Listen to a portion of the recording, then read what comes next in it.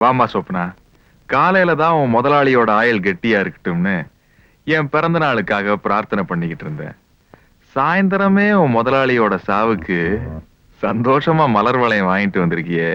ஆ? உண்மையிலேயே நீ பயங்கரமான செக்ரட்டரிமா. ஏமா இன்னொரு அண்ணன் எங்க?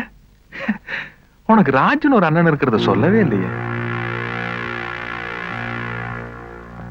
ஆமா, உங்க பண்டிகையில அண்ணன் கையில ராக்கியை கட்டி கூடவே ஒரு துப்பாக்கியும் கொடுப்பாங்களா?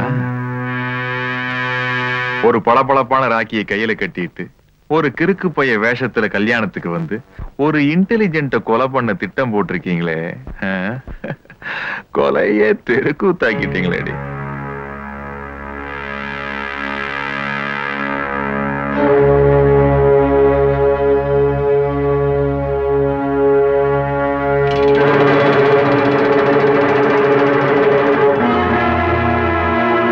காலையில பாசத்தோட தான் நீ என் நெத்தியில குங்குமம் வைக்கிறேன்னு நினைச்சேன்.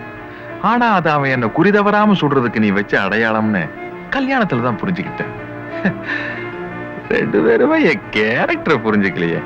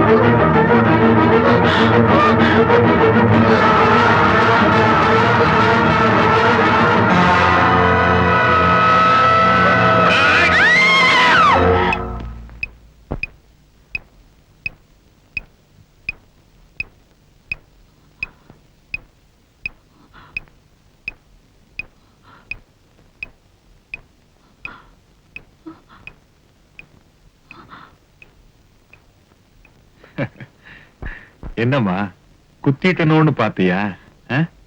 இன்னும் நீ என் கேரக்டர் புரிஞ்சுக்கலையே.